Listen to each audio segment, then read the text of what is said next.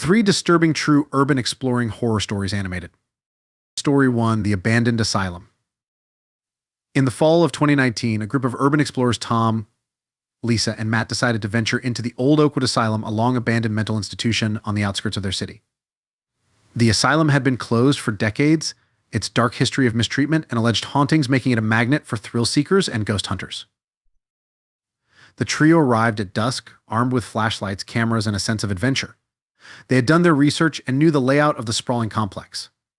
The main building loomed ominously in the fading light, its windows shattered and ivy creeping up its walls. Entering through a broken window, they found themselves in a long, dimly lit corridor. The air was thick with dust, and the scent of decay lingered.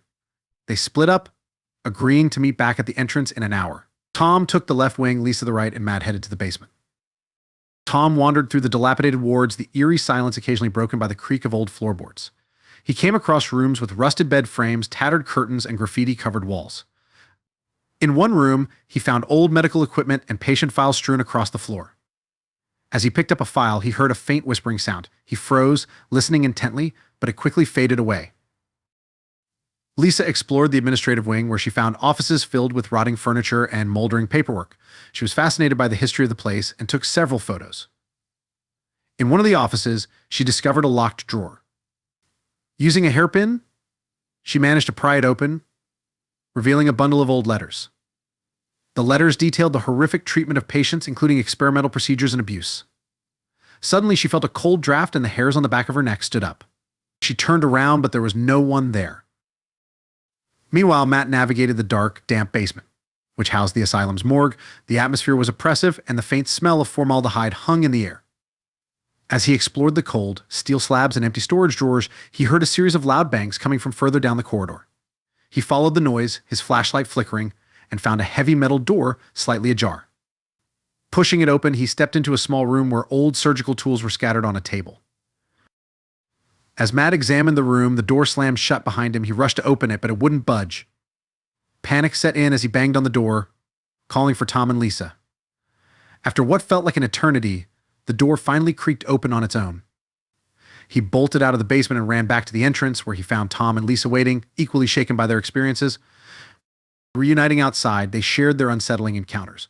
Each had captured strange noises and unexplained movements on their cameras. They quickly left the asylum, vowing never to return. The experience left them haunted, not only by what they had seen and heard, but by the realization that some places hold onto the pain and suffering of the past, refusing to let go. Story 2, The Forgotten Factory. In the summer of 2020, urban explorers Jenny and Mike set out to explore the old Mitchell Sons factory, an abandoned industrial site that had been closed since the early 1980s. The factory was notorious for its dangerous conditions and several fatal accidents that had occurred during its operation. The massive complex was a maze of crumbling buildings, rusting machinery, and overgrown vegetation. Jenny and Mike entered through a gap in the chain-link fence, their excitement tinged with trepidation. The factory was eerily silent, the only sounds being the distant hum of traffic and the occasional chirp of birds. As they ventured deeper into the factory, they found themselves in a large hall filled with decrepit assembly lines and conveyor belts. The place had an air of abandonment, yet it felt as if the workers had just left, leaving everything behind in a hurry. Jenny took out her camera and began filming, documenting the decay and dereliction. Mike wandered off to explore a side corridor. He found a series of offices and break rooms, all in various states of disrepair. In one of the rooms, he discovered a stack of old safety reports and accident logs.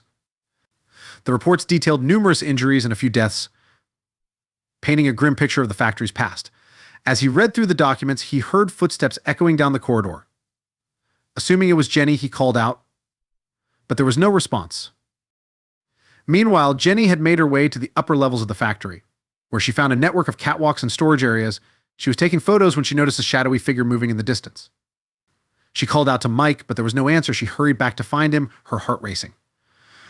Reuniting in the main hall, they shared their experiences and decided to stick together. They continued exploring, but the atmosphere grew increasingly oppressive. The air felt colder, and the factory seemed to come alive with strange noises, clanging metal, distant whispers, and the sound of machinery starting up on its own. In one of the deeper sections of the factory, they stumbled upon a large, sealed-off room. The door was covered in warning signs, and a heavy padlock secured it. Driven by curiosity, Mike found a way to break the lock, and they entered the room. Inside, they discovered a gruesome sight, rusty machinery covered in dried blood and old, yellowed bones scattered across the floor. It was clear that this room had been the site of a horrific accident or something far worse. Suddenly, they heard the door slam shut behind them.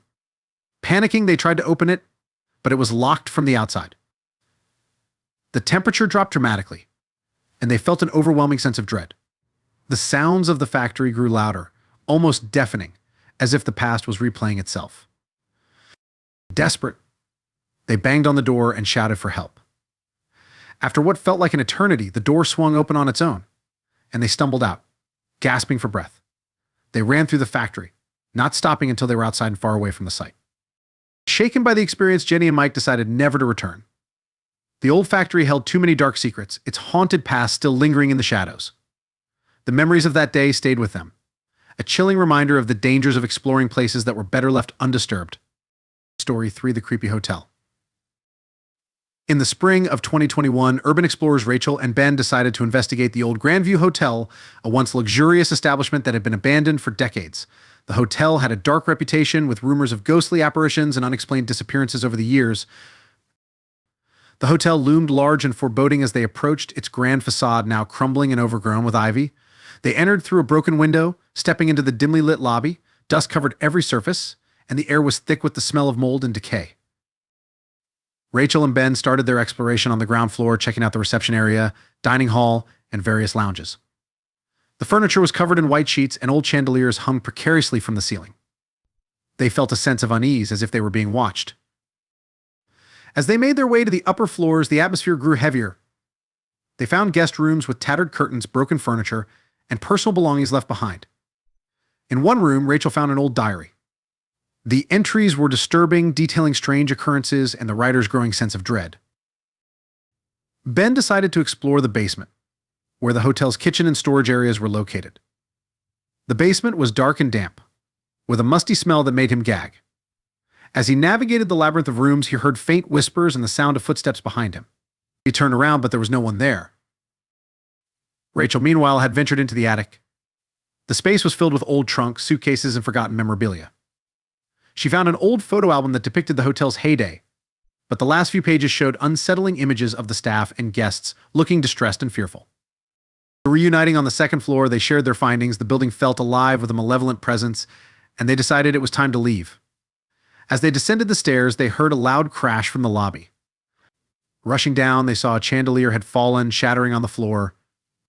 Panicking, they hurried to the exit, but the doors were jammed. The temperature dropped, and a thick fog filled the lobby. Shadows moved in the corners of their vision, and they heard whispers growing louder and more insistent. Desperate, they found another window and managed to break it open. They climbed out, cutting themselves on the glass, and ran to their car. Driving away, they glanced back to see shadowy figures watching them from the hotel's windows. The experience left them deeply unsettled. The Grandview Hotel was more than just an abandoned building, it was a place where the past refused to rest. They vowed never to return, the memories of that day forever etched in their minds as a stark reminder of the dangers lurking in forgotten places.